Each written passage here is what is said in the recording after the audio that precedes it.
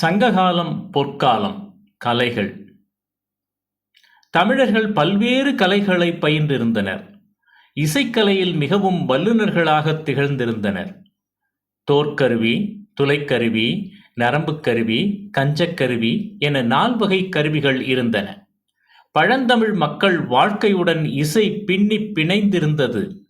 வழிப்பறி செய்யும் கூட்டத்தார் கூட பாலைப்பண்ணில் இனிமையில் உருகி தமது படைக்கலங்களை கொலை கருவிகளை கீழே போட்டுவிட்டு அருளுடையவராகி நிற்பர். இசை வல்லுநர்களாகிய பாணர்களும் அவர்களை சார்ந்த பிற கலைஞர்களும் அக்கால அரசர்களால் நன்கு ஆதரிக்கப்பட்டனர். பாணர்களுக்கு பொன்னால் ஆகிய தாமரை பூவையும் விரலியர்களுக்கு பொன் மாலையையும் அணிகலன்களையும் பரிசளித்து பாராட்டுவது பண்டைய மன்னர்களின் மரபாகும். யாழ் என்ற இசைக்கருவியின் சிறப்பை அக்கால இலக்கியங்கள் அனைத்திலும் காண்கின்றோம். தோற்கருவிகளின் முழவும் முரசும் தொண்டகமும் பதலையும் தடாரியும் சிறப்பிடம் பெறுகின்றன. குழல் இசையே பெரும் சிறப்போடு பேசப்படுகிறது. தொழில்கள். நில அடிப்படையில் வாழ்ந்த குறவர், ஆயர், உழவர், பரதவர் இவர்களைத் தவிர பிற தொழில் வல்லுநர்கள் பலரை பற்றியும் சங்க நூல்கள் குறிப்பாக சொல்லப்படுகின்றது. நீண்ட கைகளை உடைய யானைக்கு தொடியிடும் கொல்லனை பற்றி பெரும்பானாற்றுப்படை குறிப்பிடுகிறது. அழகிய கட்டில்களை உருவாக்கிய தச்சர்களை பற்றி நெடுநெல்வாடை விளக்குகிறது. கலம் செய் மாக்கள் என்று குயவர்களை குறிப்பிடுகின்றனர். பசிய மண்ணாலான கலங்களை சுடும் பொழுது அச்சூளையில் எழும் புகையானது விளங்கும் மலை மறையுமாறு வெண்மையான மேகம் சூழ்ந்து எழுவதற்கு ஓமிக்கப்படுகிறது. ஆடைகளை சலவை செய்யும் மன்னார் தொழில் அன்று சிறப்புற்றிருந்தது. அதிலும் மகளிரே திறமை சான்றவர்களாக திகழ்ந்திருந்தனர். உடைகளை கஞ்சி பசையிலே தோய்த்து எடுப்பாக இருக்குமாறு செலவை செய்து அளிக்கும் திறன் அவர்களிடம் காணப்பட்டது. மேலும் நூல் நூற்றலும் நெசவு தொழிலும் மிக ஓங்கி உயர்ந்து காணப்பட்டன. இப்படி தொழில்கள் பல உயர்ந்து ஓங்கி காணப்பட்டிருக்கின்றன. வணிகம். உள்நாட்டு வணிகத்திலும் வெளிநாட்டு வணிகத்திலும் பழந்தமிழர் தன்னிகரின்றி திகழ்ந்தனர். ஒரு நாட்டின் நல்வாழ்விற்கு உழவும் வணிகமுமே தலை சிறந்தன என்பர். மதுரை காஞ்சியில் 2 வகையான இசைச்சான்ற என்று வருமிடத்தில் நச்சினார்க்கினியர் விளக்கம் எழுதும் பொழுது, உலகத்து தொழில்களில் மேலான சொல்லும் உழவு வணிகம் என்கின்ற 2 கூற்றாலே அகலம் பொருந்துதலை உடைய சீரிய செல்வத்தாலே புகழ் நிறைந்த குடிமக்கள் பொருந்தின 4 நிலத்து வாழ்வாருடன் என்று குறிப்பிடுகின்றார். மேலை நாடுகளோடு சிறப்பாக ரோமாபுரியோடு தமிழர் செய்த வாணிகத்திற்கு பழைய சான்றுகள் பல உள்ளன. தமிழ்நாட்டில் சிறந்திருந்த பொன்னும் முத்தும் மிளகும் துணி வகைகளும் பிற நாட்டினரின் மனத்தை கவர்ந்தன. யவனர்களின் கலங்கள் பொன்னை கொண்டு வந்து கொடுத்துவிட்டு மிளகுடன் திரும்பிச் செல்லும் என்கின்ற அகநானூற்று பாடல் தமிழர்களின் ஏற்றத்தை எடுத்து எம்புகிறது. நெடிய கொடியானது பாய்மரத்தின் மேலே ஆடும்படியான இயல்பினை உடைய கலன்கள் விலைமிக்க சிறந்த பண்டங்களை நாட்டில் உள்ளார் நன்கு நுகர்வதற்கென்று கொண்டு வந்தனர். துறைமுகங்களில் மேலை நாட்டு குதிரைகளும் வடநாட்டு பொருள்களும் மரக்கலங்களில் வந்து இறங்கின. காவிரிப்பூம்பட்டினத்து கடற்கரை பெரிய ஏற்றுமதி இறக்குமதி வணிக நிலையமாய் திகழ்ந்திருந்ததை பட்டினப்பாலை நூல் வாயிலாக அறிகிறோம். தொழில் வளம். உழவும் நெசவும் பெரிதும் போற்றப்பட்டன. பாலாவி போன்றும் மூங்கிலின் மேல் தோல் போன்றும் மென்மையும் நுண்மையும் கொண்ட ஆடைகள் நெய்வதிலே தமிழர் பெயர் பெற்றிருந்தனர். பட்டு, எளிமயிர் முதலியவற்றால் ஆகிய சிறந்த ஆடைகளும் நெய்யப்பட்டன. ஆடைகளுக்கு தமிழ் பெயர்களே அழகுற அமைந்திருந்தன. தறிகளில் வெட்டுவது வேட்டி என்றும், குறைப்பதை கூரை என்றும், துண்டு போடுவதை துண்டு என்றும் கூறப்பட்டன. அக்கால மக்கள் மிக நுண்ணிய வேலைப்பாடுகள் அமைந்த அணிகலன்களை அணிந்திருந்தனர். பொன்னால் செய்த அணிகலன்களின் மணியை பதித்து அணிந்து வந்தனர். இப்படி தொழில் வளம் மிகுந்ததாக காணப்பட்டது. தொழிற்பாகுபாடு.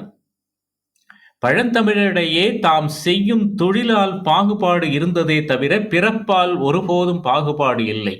இதனை திருவள்ளுவர் பிறப்பொக்கும் எல்லா உயிர்க்கும் சிறப்பொவ்வா செய்தொழில் வேற்றுமையான் என்று குறிப்பிட்டுள்ளார். தன் குடும்பத்திற்கு தானே முயன்று பொருள் தேடி சேர்ப்பது ஒருவனுடைய கடமையாக அந்நாளில் கருதப்பட்டது. தாமாக உழைத்து பிழைக்க முடியாதவர்களுக்கும் திக்கற்றவர்களுக்கும் உணவு முதலியன தந்து சமுதாயம் உதவியது. குருடர், செவிடர், முடவர், பிணியாளர், வயது முதிர்ந்தோர் முதலியோர் எல்லாம் தங்கியிருக்க அந்நகரங்களில் தனியே ஒதுக்கிடம் இருந்ததாகவும், அவ்வாறு காவிரிப்பூம்பட்டினத்தில் அமைந்திருந்த ஓரிடம் உலக அரவி என்று வழங்கப்பட்டது என்றும் மணிமேகலை காப்பியம் வழி அறிகின்றோம். கல்வி. தமிழர் கல்வியை கண்ணெனப் போற்றினர். கற்றவர்களுக்கு சென்றமிடமெல்லாம் சிறப்பிருந்தது. ஆண் பெண் இருபாலரும் கற்றனர். சங்க காலத்தில் ஔவையார், ஆதிமந்தியார், காவற்பெண்டு, வெள்ளி வீதியார், காக்கைப்பாடினியார், நன்முல்லையார், மாசாத்தியார் முதலான பெண்பாற் புலவர்கள் பலர் வாழ்ந்து சிறந்த பாடல்களை பாடியுள்ளனர். ஔவையார் தூது முதலான பொறுப்பான அரசியல் கடமைகளையும் மேற்கொண்டிருந்தார் என்பது தெளிவாகிறது. மருந்து. திருவள்ளுவர் மருந்து என்றே ஒரு தனி அதிகாரத்தை வைத்திருக்கிறார். மருத்துவன் தாமோதரனார் என்கின்ற புலவர் சங்க காலத்தே வாழ்ந்ததாக அறிகிறோம். பழந்தமிழர்கள் மூலிகைகளின் வேர், தண்டு, இலை, பூ, காய், விதை முதலியவற்றில் குணங்கள் என்ன என்று நன்றாக அறிந்திருந்தனர். சித்தர்கள் எனப்படும் அறிஞர் குழுவினர் சித்த மருத்துவம் என்ற மருத்துவத்துறையில் சிறந்து விளங்கியிருக்கின்றனர். கலைகள். தமிழர்கள் கலை நுணுக்கம் மிகுந்தவர்கள். கலைகளை போற்றி வளர்த்தவர்கள். முத்து, பவளம், மாணிக்கம் முதலிய மணிகளின் உயர்வு, தரம், தாழ்ச்சி முதலியவற்றை தேர்ந்து அறியும் முறையை தெளிவாக உணர்ந்திருந்தனர். மதுரை, காஞ்சி முதலிய நகரங்கள் பெருங்கல்வி நிலையங்களாக அந்நாளில் விளங்கின. உடம்பு வேறு உயிர் வேறு என பிரித்து அறியும் மெய்யறிவு தமிழர்களுக்கு பல்லாண்டுகளுக்கு முன்னரே வாய்த்திருந்தது. தமிழின் மிக பழைய இலக்கியமாகிய தொல்காப்பியத்தில் எழுத்துக்களை பாகுபாடு செய்துள்ள தொல்காப்பியனார் எழுத்துக்களை உயிரெழுத்து, மெய்யெழுத்து, உயிர்மெய் எழுத்து என குறியீடுகள் தந்து வழங்கியிருக்கின்றார். இப்படி கல்வி சிறந்து விளங்கியிருக்கிறது சங்க காலத்தில். திருடர்களின் தந்திரத்தை அறிந்து அவரை தண்டிக்க கருதும் காவலர் வடநூல் அறிந்திருந்தனர். யானை, குதிரைகளை தமிழரின் போரில் பயன்படுத்தப்பட்டதால் யானைகளை பற்றியும் குதிரைகளை பற்றியும் ஆராய்ந்து தேர்ந்து அறிவதற்கு நூல்கள் இருந்தன. அவை யானை நூல், குதிரை நூல் எனப்பட்டன. யானை, குதிரைகளுக்கு வரும் நோய்கள், அவை தீர்க்கும் முறைகள் ஆகியவை அந்நூலில் கூறப்பட்டிருக்கின்றன. பாம்புகளின் இயல்பு, வேறுபாடுகள், அவற்றின் நஞ்சை மாற்றும் மருந்துகள் முதலியவற்றை விளக்கும் நூல் ஒன்று இருந்ததாக நச்சினார்க்கினியர் எழுதிய உரையால் தெரிய வருகிறது. ஒரு நாளினை 60 நாழியாக பகுத்து நாழிகளை அறிவிப்பதற்கு பயன்படுத்தப்பட்ட கருவி நாழிகை வட்டில் எனப்பட்டது. இக்கருவியை கொண்டு நாழிகையை கணக்கிட்டு பொதுமக்களுக்கு உரைப்போர் நாழிகை கணக்கர் எனப்பட்டனர். தமிழரிடையே பல வகை விளையாட்டுக்கள் நிலவின. சிறுதேர் உருட்டல், சிறுபறை முழக்கல் முதலிய விளையாட்டுக்களை சிறுவரும், சிறுவீடு கட்டல், மணச்சோறு சமைத்தல் முதலிய விளையாட்டுக்களை சிறுமியரும் நிகழ்த்தி வந்தனர். குரவைக்கூத்து, பந்தாடுதல், அம்மானையாடுதல், ஊசல், தெல்லேனம் கொட்டுதல், கும்மி முதலிய மகளிர் விளையாட்டுக்களாக இருந்தன. நீர் விளையாட்டினை இருபாலரும் மேற்கொண்டிருந்தனர். ஆண்கள் யானையேற்றம், குதிரையேற்றம், மற்போர், சிலம்பு பயிற்சி முதலியவற்றை பழகி வந்தனர். தமிழர்களுக்கே உரித்தான பழைய இசை சிறப்பாக துலங்கியது. இசையும் நடனமும் ஆகிய கலைகள் தமிழரின் பழைய கலைகள். இக்கலைகளில் தேர்ச்சி பெற்ற பாணர், கூத்தர் முதலிய கலைஞர் தொன்று தொட்டே வழி வந்தனர். அரசரும் மக்களும் இக்கலைஞர்களுக்கு மதிப்பு தந்து ஆதரித்தனர். இசைக்கருவிகள் பல வகைப்பட்டன.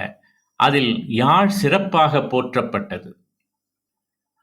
தோற்கருவிகள், துணைக்கருவிகள், நரம்பு கருவிகள், கஞ்சக்கருவிகள் என 4 வகை இசைக்கருவிகள் இருந்தன. தமிழர் வாழ்வே பாட்டாக, இசையாக பரிணமித்தது. கூத்தோடு இணைந்திருந்தது. இவையெல்லாம் சங்க காலத்தில் இருந்ததால், இவையெல்லாம் சங்ககால மக்கள் அனுபவித்து இருந்ததால் இவற்றை சங்ககாலத்தின் பொற்காலம் என்று நாம் சொல்லுகின்றோம்.